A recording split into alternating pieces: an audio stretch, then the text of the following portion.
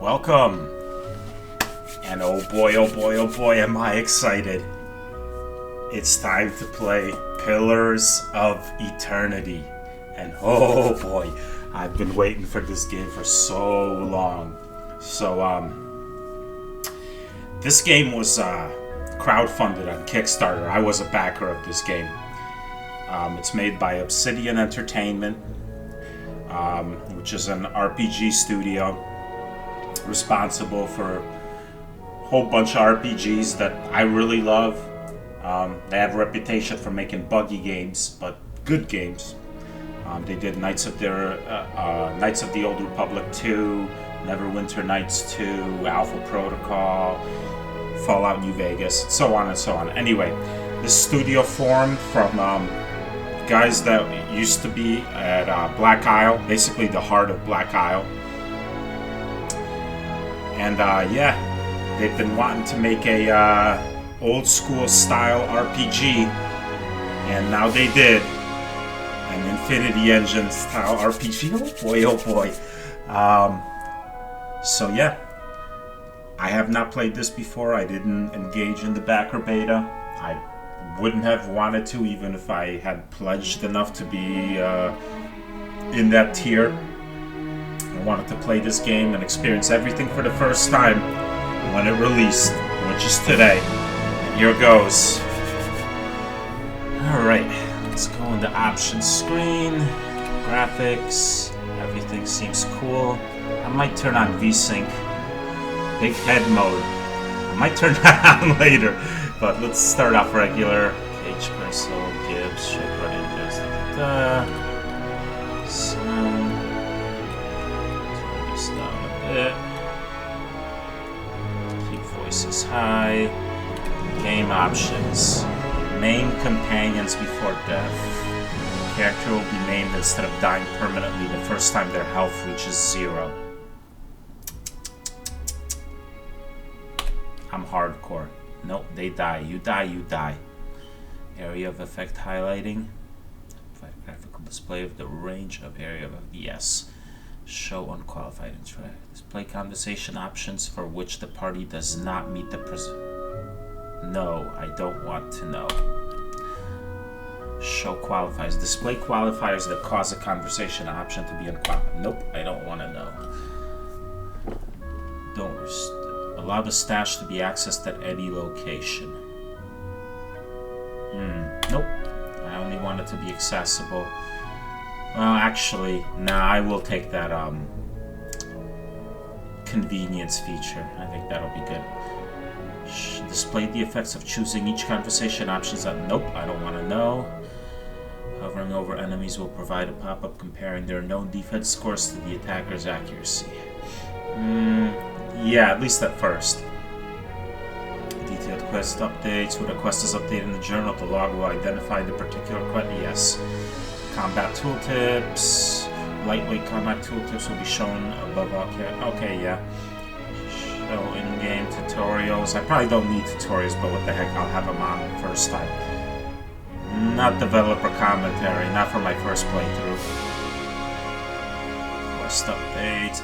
Yes, I want that. Screen edge scrolling. Yep.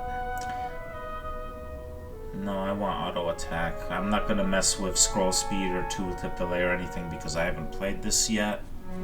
Alright, looks like we're... Oh yeah, expert mode. Disables a number of helper features in the game. Players who want to rely on their own faculties and intuition while playing the game should play expert mode. This option is selected when you start a new game. It cannot be enabled in game, and if disabled, cannot be renamed. Yes, I want expert mode. I can't. Oh, I guess it'll give me that option when I start a new game. Okay. Yes, I definitely want expert mode. I'm playing hardcore. I ain't messing around here. I've played these types of games many times. That doesn't mean I'm not gonna die. I'm sure I'm gonna die a lot, but yeah.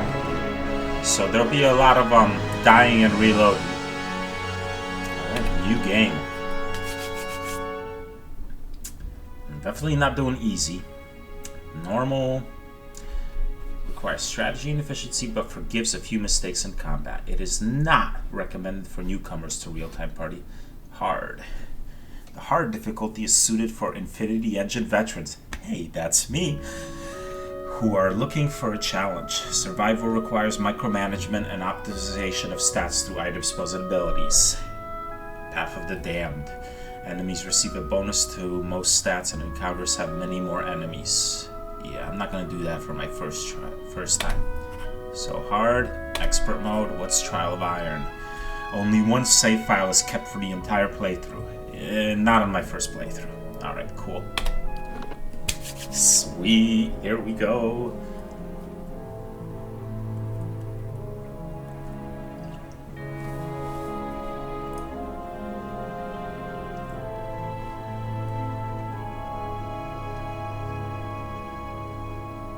You can't tell I'm excited for this game. Items like grappling hooks and hammer and chisel sets are always... 5 wagons grope blindly for the path on a starless night, their master glancing ever upward to the skies for assurance that he is on the right course.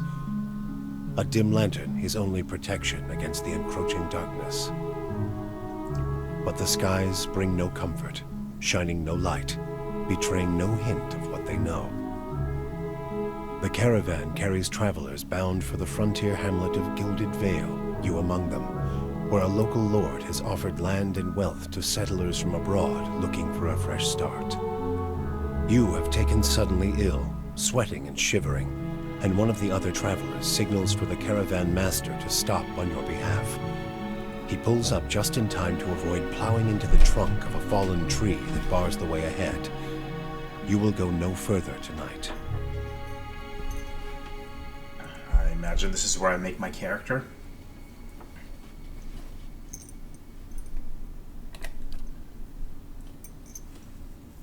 Ah, yes, character creation. Oh, yes. Oh, this might be the whole episode right here. I'm usually get very, very into character creation. I love me some character creation, especially if it's a robust. All right, let's check out male, female. The place of men in society varies from culture to culture. Cultures like Eder and Durwood place them at the forefront of military politics and heavy labor. Among the tribes of Nasitak, men perform many of the homesteading and organizational duties.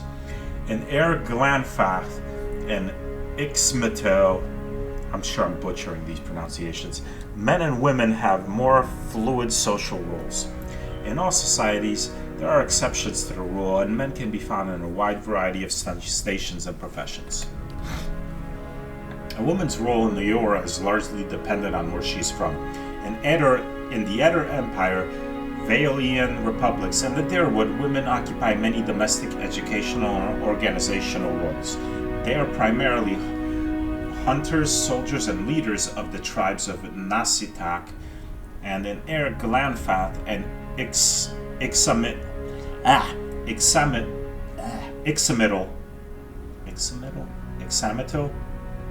like Ixamital better. Women and men have more fluid social roles. In all societies, there are exceptions to the rule, and women can be found in a wide variety of stations and professions. Alright. I'm usually 50-50 on whether I play a male character, like myself, or a female. I'm gonna play a dude this time. It's not gonna be a human. Most likely.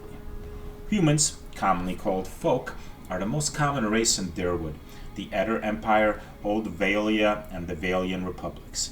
Though not as large as the towering Almawa, humans are known for their strength and willpower.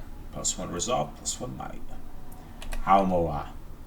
The mighty Almawa are the largest of the Kif races and are commonly found in or near oceans.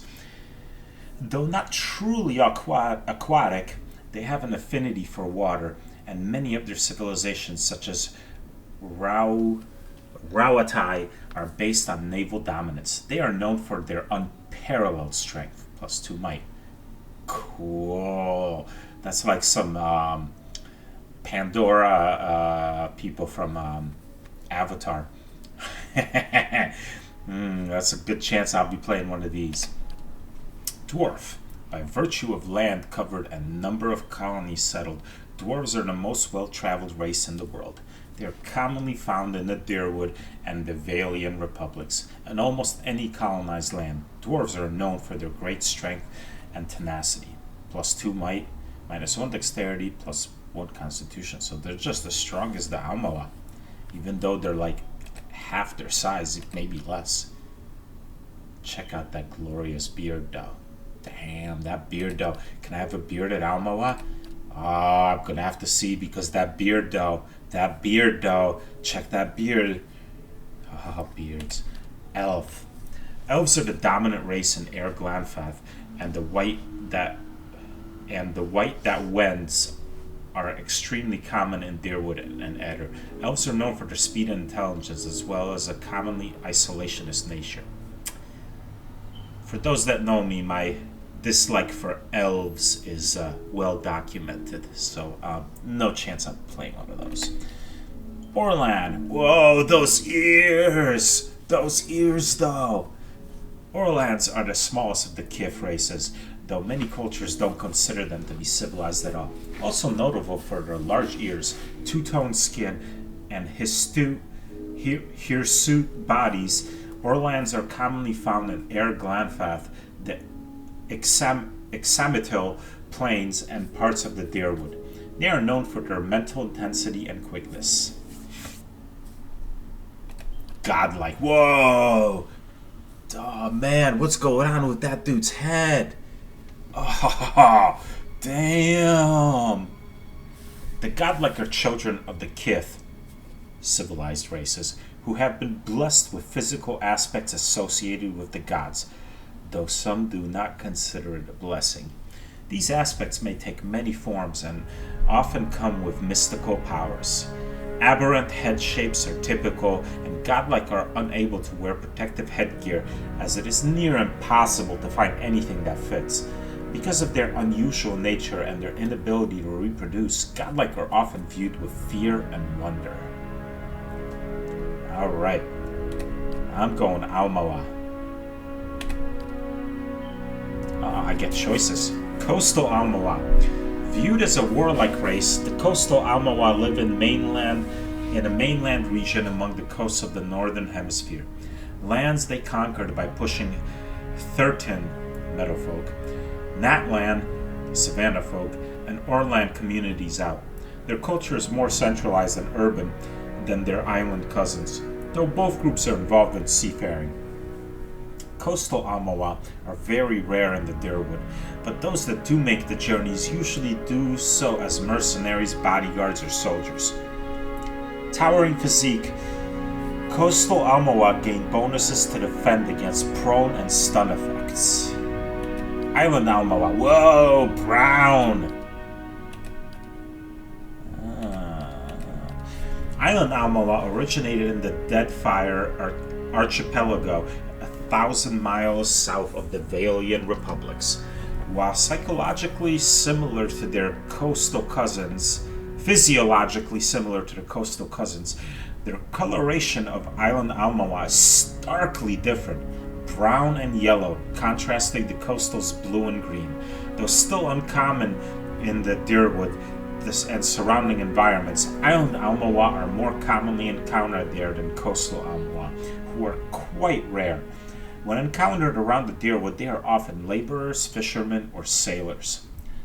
Armed to the teeth, all Island Almoa gain an additional weapon set. What's a weapon set? Is that a skill? I like the blue. Damn, I like the blue. I like the blue. I'm going coastal. I'm going coastal, people. I'm going coastal. You can't stop me. You can't stop me from going coastal. I'm going coastal. Alright. Character. I've been thinking this over during development, and so many choices. I had it narrowed down to Barbarian, Chanter, and Priest. But let's read about all of them. Barbarian. Brutes. Madmen. Berserkers. Though city-dwelling people often use the term barbarian with a dose of disrespect, These rural warriors are respected by their communities for their ferocity and fearsome presence on the battlefield. Barbarians have special, almost religious role in some cultures. But in many places, the undisciplined, fearless style of the barbarian is simply how warriors conduct themselves. Not sure if the mic picked up me opening that bottle, but I got some hard cider going here, and while I'll be doing these videos in my regular 1 hour-ish formats, I might do as many as 4 or 5 or 6 today, because I'm going to be playing this for a while, and I got a good bit of alcohol here, and that's going to be consumed. So in the second or third or fourth video, if I'm sound drunk, that's because I'm drunk. Starting ability. Carnage. When barbarians hit with melee attacks, they automatically make reduced damage attacks at all other enemies within short distance of the target. Sweet! So like a cleave ability from D&D. Not exactly the same, but oh man, so they make like large sweeping blows that just hit everybody. +2 athletics, +1 survival. Endurance, 48 plus 16 per level, very high. Health, 6 times endurance, very high. Accuracy, 25 plus 3 per level, average. Deflection, 15, low. Alright. Cipher. A recent discovery in the Eastern Reach, ciphers were once called Brishalgwyn, mind hunters, by the Glanfarthans. Ciphers have the ability to directly contact and manipulate another person's soul and psyche using an ally's or enemy's essence as the focus for their magic. So basically like psionicists. Though most ciphers are still found in the Eastern Reach, practitioners of the technique have spread throughout the known world. They are gaining acceptance over time, but are generally distrusted, especially by the uneducated. Starting ability. Powers. Ciphers can directly target allies and enemies with powerful soul-focused effects. These powers cost focus, which ciphers build through the use of their soul whip. +1 stealth, +1 lore, +1 mechanics. Endurance, very low. Health, low. Accuracy, average. Deflection, high. Fighter.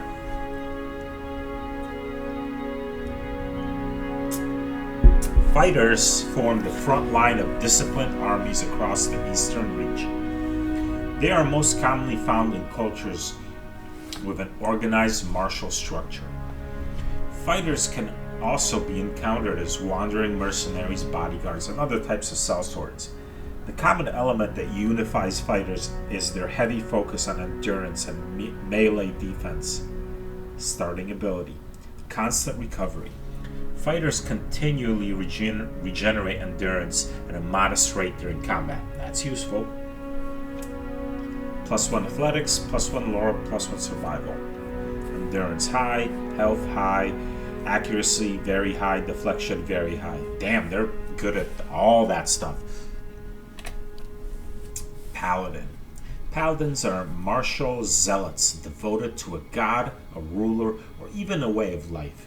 They can be found in any culture where a fanatical group of like-minded individuals have formed a warrior society dedicated to advancing their cause. Among those aligned to their worldview, paladins are viewed with respect and admiration, if a bit of fear. Many paladins hold leadership positions in armies and mercenary companies, but in the heat of battle, their fanaticism often overrules the chain of command and common sense. Starting ability. Faith and conviction. Paladins have an inherent bonus to all their defenses. Over the course of the game, the value of this bonus may shift based on the reputations the paladin gains relative to the behavior that are preferred by his or her order. +2 athletics, +1 lore. High endurance, high health, average accuracy, very high deflection. Ranger. Rangers are warriors of the woodlands and masters of the hunt. Always partnered with soul-bonded animal companions, they can be found in wild spaces all over the world. As their lifestyles often tend toward independence and isolation, it is rare for rangers to become an integral part of a large fighting force, though they are often employed as scouts as guides. Starting ability: Animal Companion. All rangers share a strong bond with an animal companion. The companion fights at the ranger's command and is extremely valuable for its ability to run interference. Animal companions don't do much damage, but they have high damage reduction. The link between the ranger and the companion is powerful. If one goes down in battle, the other suffers as well. +1 stealth, +2 survival. Endurance low, health high, accuracy very high, deflection high. Wizard. The masters of academic magic. Wizards are students of arcane traditions that stretch back beyond the boundaries of recorded history. Wizards are a highly organized group, often forming academies or guilds devoted to research and development in magical studies, and tend to favor environments where inquiry, experimentation, debate, and the dissemination of knowledge are encouraged. Many accomplished wizards eventually become known for their eccentricity, their egos, and their unquenchable interest in all things arcane and occult. Starting abilities: Arcane Assault. Mid-range attack that hits a small area for raw damage and can leave targets dazed. Spells. Wizards have access to a variety of offensive and personal defensive spells. Unlike priests and druids, wizards learn individual spells that they store in and cast directly from their grimoires. Grimoires can only hold 4 spells at each spell level, which motivates wizards to keep multiple grimoires for different needs. Every 2 levels, wizards gain access to an additional set of spells. However, they can automatically learn 1 spell of any level they can access each time they advance. Wizards also have the option of learning spells from grimoires they find or buy. Initially, their spells can be cast a limited number of times per rest. As wizards gain power, their weaker spells eventually shift to per encounter use. Lore: +2, mechanics +2, endurance very low, health very low, accuracy very low, deflection very low. Yeah, they're not exactly physically minded. Chanter. In every culture across Eora, there are chanters. Many historians consider chanters to be almost ancient workers of magic, their hallowed phrases stirring the collective memory of wayward souls around them, compelling them to generate magical effects in a kind of reenactment. In some societies, chanters form organized groups of storytellers and researchers, but in most parts of the world, they are just a time-honored part of local folk traditions. Starting abilities: Phrases, chants. All chanters can continuously speak chants made up of magical phrases. Phrases produce passive effects and help build the chanter's power until they can use an invocation.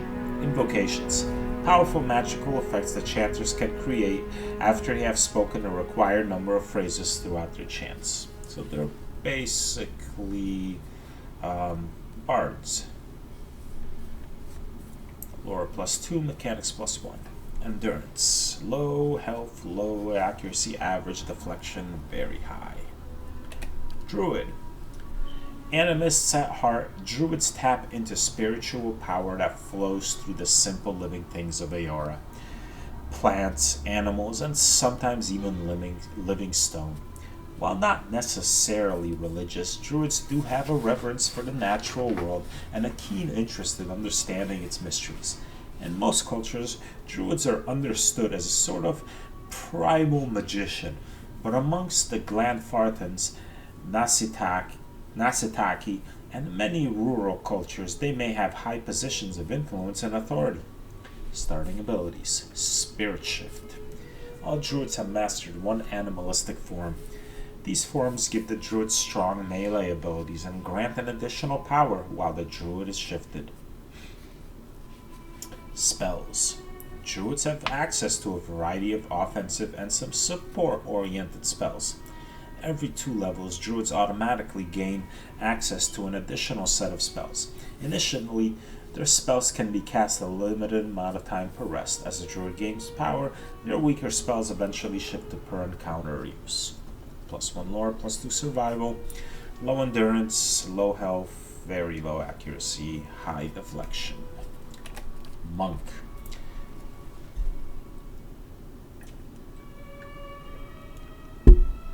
Monks belong to a variety of fighting orders that have sprung up in Xemetal and the Eastern Reach over the past few centuries.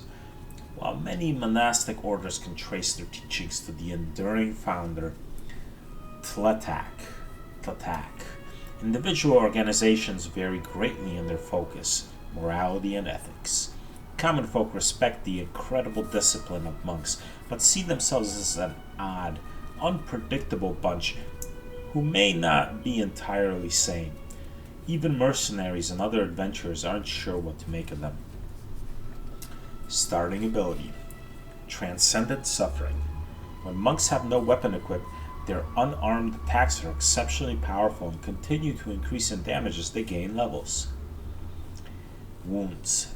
As monks are damaged, their pain generates wounds. Wounds can be used to power many of the monk's special abilities. +1 stealth, +1 athletics, +1 survival. High endurance, very high health, very high accuracy, very high deflection. Priest. Priests are devotees of Aora's deities and practitioners of religious magic. While all priests dedicate themselves to specific gods, priests' power is actually derived from their personal beliefs. In contrast to most paladins, priests tend to focus on philosophy, teaching, and the relationship of religious organization with common folk. The reception of priests in any given part of the world depends largely on how their god is revered or reviled by the people who live there. Starting abilities. Holy Radiance generates a modest amount of endurance for allies around the priest. Any enemy vessels caught in the area take burn damage and may be frightened. Over the course of the game, the power of this ability may shift based on the reputations the priest gains relative to the behaviors that are preferred by his or her deity. Spells. Priests have access to a variety of support and some offense-oriented spells. Every 2 levels, priests automatically gain access to an additional set of spells. Initially, their spells can be cast a limited amount of times per rest. As priests gain power, their weaker spells eventually shift to per encounter use. +1 athletics, +2 lore. Low endurance, very low health, very low accuracy, low deflection. Wow, they're not very good in melee combat, huh? Rogues are vicious killers, feared for their brutality of their attacks. They can be found as often in dark back alleys as the heart of the battlefield skirmishes. Though unpredictable and undisciplined, rogues are commonly used as shock troops or as part of surprise assaults, their withering attacks breaking enemy ranks and morale. Rogues tend to congregate in larger numbers in cities where they can be steadily employed as mercenaries or hired muscle. Starting ability. Sneak Attack. Applies bonus damage to the rogue's ranged and melee weapon attacks when the target has any of the following afflictions: blinded, flanked, hobbled, paralyzed, petrified, prone, stuck, stunned, or weakened. It also applies to any target the rogue strikes with a weapon within the first 2 seconds of combat. Stealth +1, mechanics +2, endurance low, health low, accuracy very high, deflection low. I'm surprised about the deflection low, but either way. Alright, I'm going barbarian. Check that outfit on. That's styling. Right?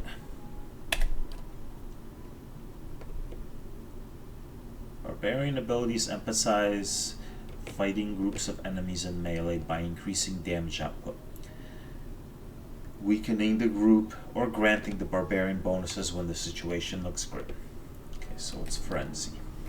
Sends the barbarian into a frenzied state, granting a might, constitution, and attack speed bonus, but causing a deflection penalty against incoming attacks.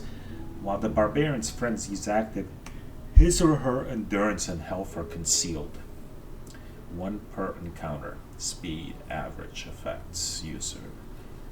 +4 might, +4 constitution, times 1.33 attack speed, -10 deflection, health, and endurance concealed for 12 seconds. Or Barbaric Yell. Do I choose one or do I get them both? Lets out a terrifying yell, frightening enemies in the area of effect. 2 per encounter, speed average, area of effect, 5 meter radius, from caster, FOE, foe AOE, frightened for 12 seconds versus will.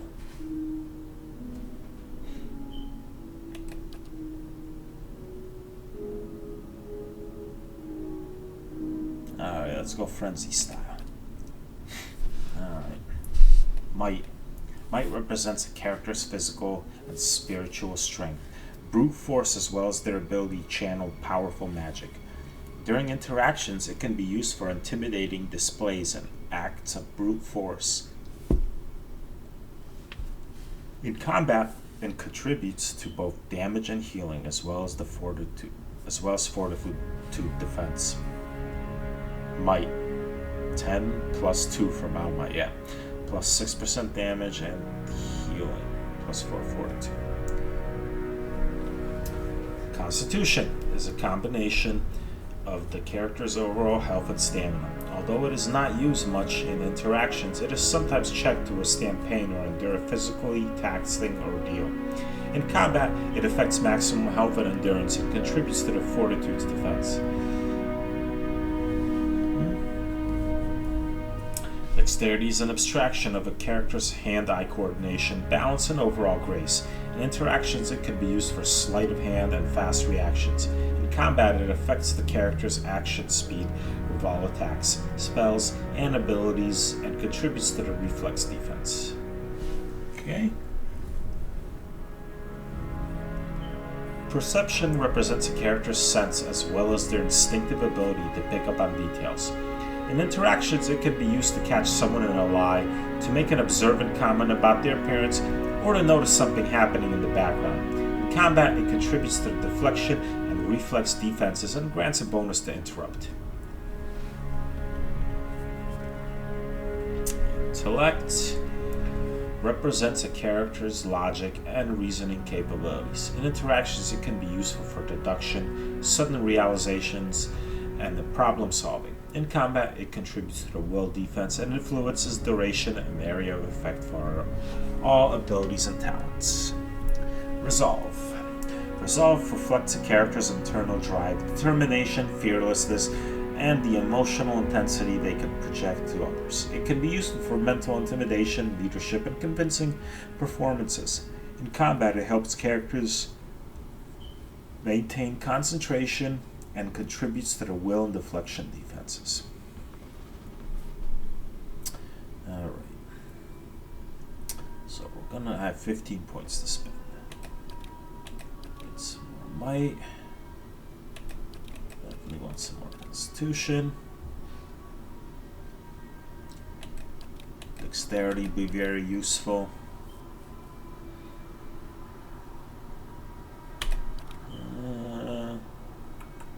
Yeah.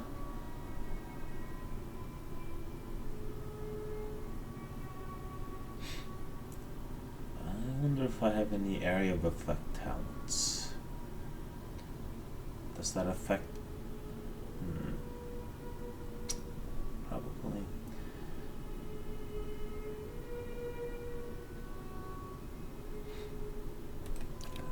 Resolve. More might. More might. More dexterity. And one more might. I am a barbarian. I should be strong. Alright, let's go with that. Ah, so I did only get that one. I didn't get the yell, I got just frenzy.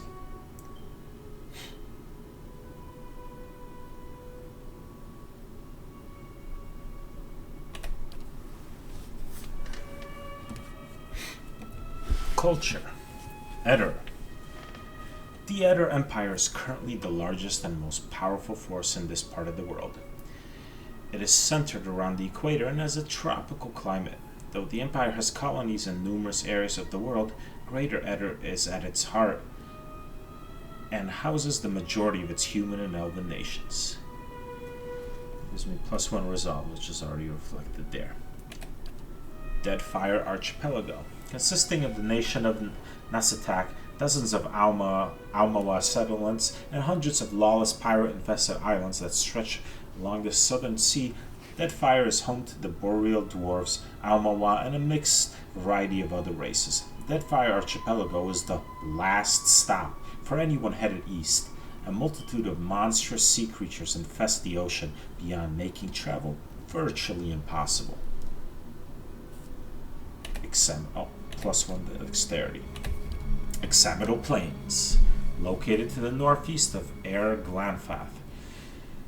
The Examital Plains are a large expanse of fertile savannas that are extensively farmed by humans and Orlan residents. The Examital culture is one of the oldest in the world, though one of the last and least imperialistic, having spread out little over the past several thousand years. +1 resolve.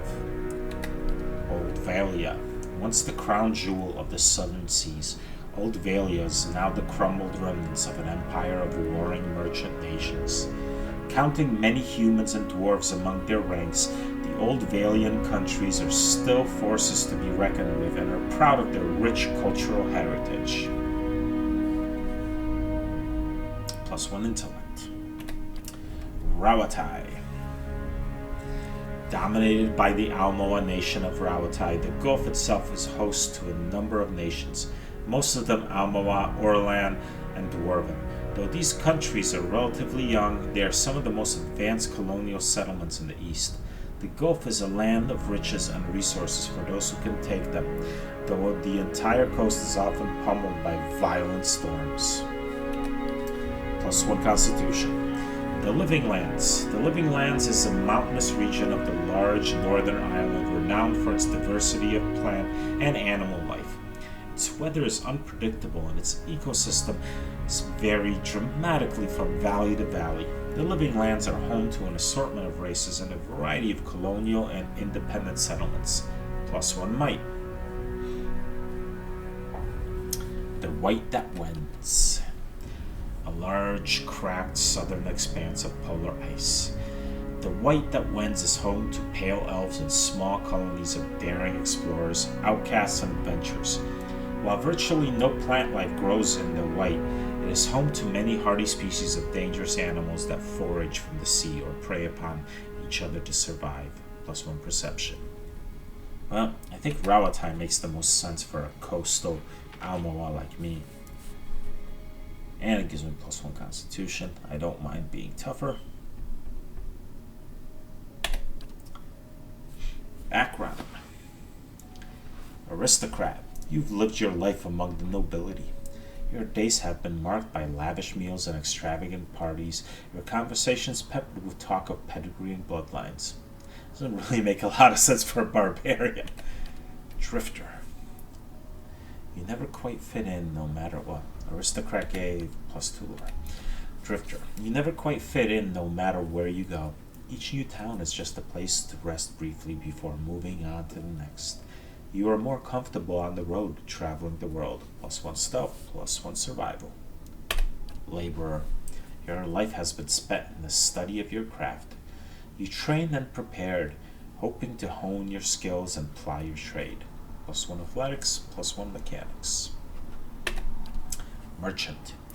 You've traded goods from all over the world, pairing items with buyers of all kinds. +1 lore, +1 mechanics.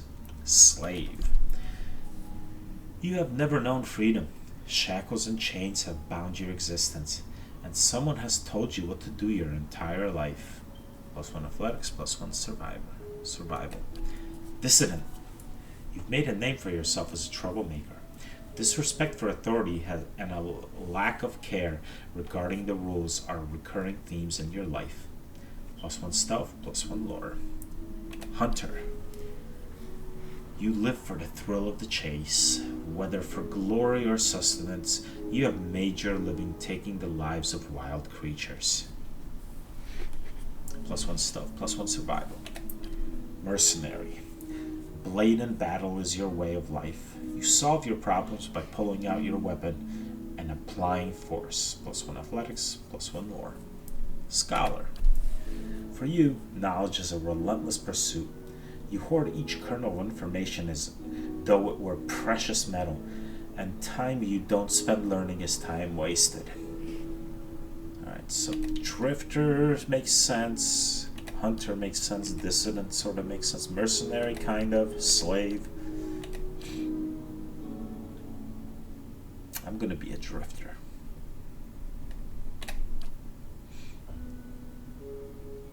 Ah, cool appearance.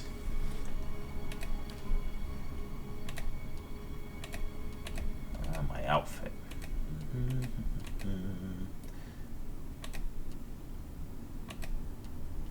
Yeah, right. Oh, hold on, before this. Oh. Whoa, tattoos. Nice. Oh, that is badass. Yes. That's what I'm talking about.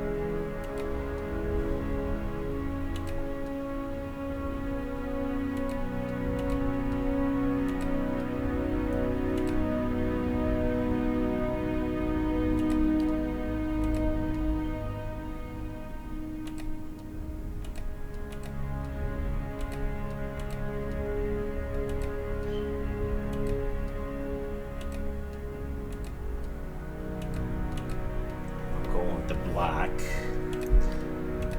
hair.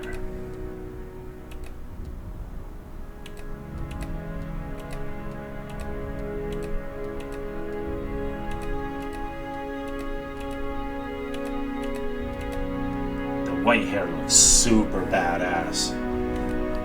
Alright, now we'll do the outfit colors.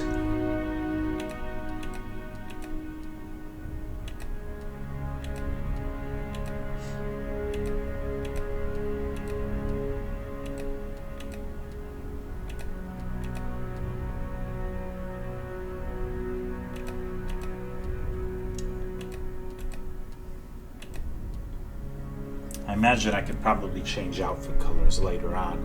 Maybe even hair color. Who knows, maybe even skin color.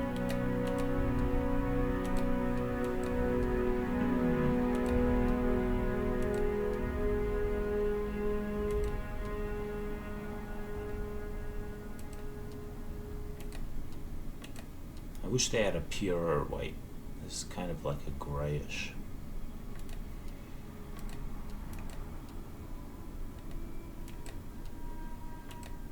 Go with this charcoal.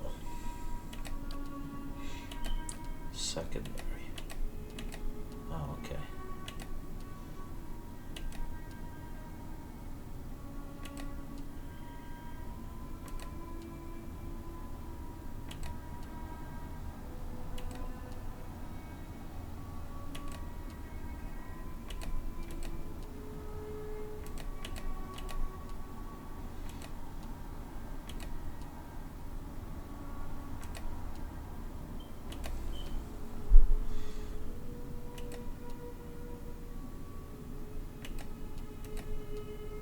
We'll stay with the charcoal. Head appearance. Oh, no facial hair. I can't have a beard. Why can't I have a... Well, I am semi-aquatic, I guess, but still, no beard. Whoa. Whoa. That's like some his character or something.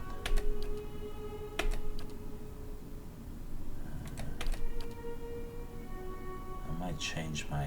If I do that, I might change the skin color.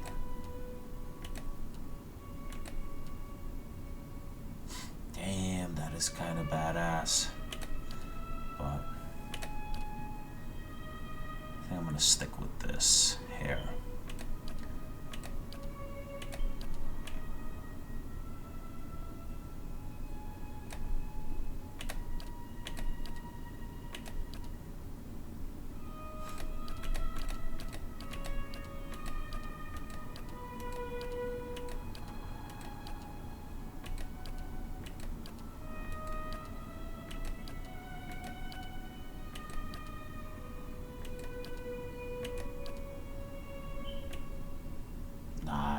The mohawk. Yes, we're going with the mohawk. That's what I'm talking about. Alright.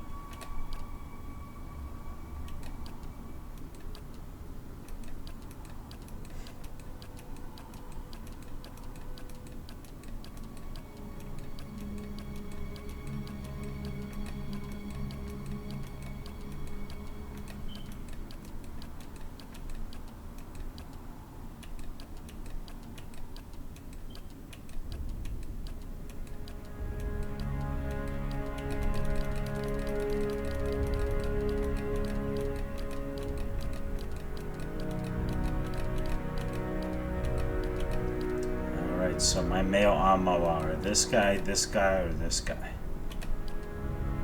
Well, he doesn't have the mohawk, but we're going with this dude. Ooh, voices.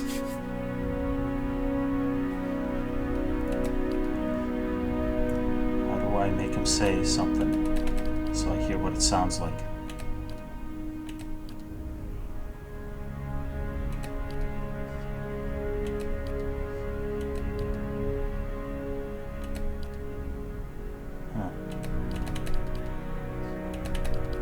Sounds like he's saying something really, really, really low.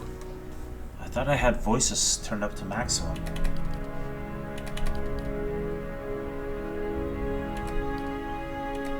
Alright, well. It's kind of a bummer I can't hear it, but we'll go with feisty.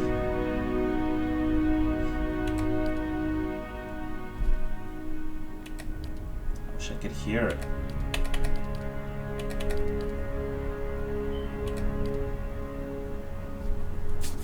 Enter name. The moment of truth.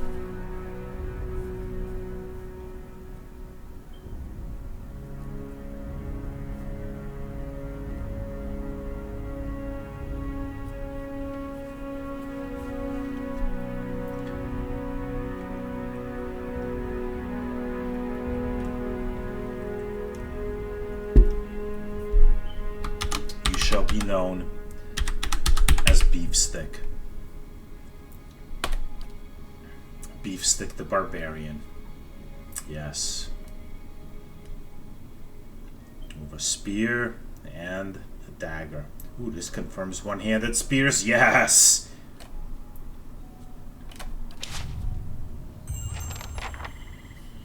New quest, the Gilded Veil.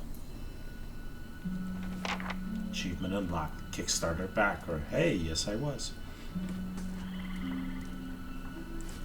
Caravan Master Odema. The Caravan Master finishes addressing the group, his bushy red mustache and sagging jowls quivering as if for emphasis. Everybody stays close to the wagons, got it? Stay out of the woods, and beasts take you if you were planning a stroll through those ruins up there. He nods towards a looming black mass on the hillside. Whole area's crawling with hut-dwelling types who would be happy to stick an axe in you for trespassing. So mind that you don't track mud on their sacred blazing rocks. Tonight, everybody stays put, and in the morning we'll get the path cleared. Gilded Vale's less than a day out. Understood? At last, the Caravan Master turns to you, frowning as he looks you over. Touch of the rumbling rot, could be. There's a stinging beetle round here, carries it. You'll be fine once it passes your innards. Unless you don't drink water, of course. In which case you'll be dead in a day. Well, that sounds good. There's a berry grows in these parts, small and pink, called a springberry, about the size of a fingernail. Give you cramps if you eat it, but the frontiersmen make a tea from it. Calms the insides. Should get you through the night. You might check around, see if you can find some. Meanwhile, I'll see if we can scare you up some water. I know you want to hunt before it gets much darker, but see about refilling our water first. Got a sick one here. Odema looks over his shoulder at his assistant, a lanky, intense man named Sparfell, who carries an old sun-bleached bow. He nods in your direction. Sparfell nods and slides the worn bow over his shoulder. Where would I find these berries? They grow on a bush that's common round here, kind of funny looking. You'll know it when you see it. Doubt you'd have to go far off the road to find one. What are these ruins? Nothing you won't see on half the hills of Air Glonfoth. Money to be made selling their knickknacks in Defiance Bay, if you don't mind getting stuck with Glonfoth and arrows now and again. They didn't build them, but I'll be the effigy if they don't watch them like a mother bear.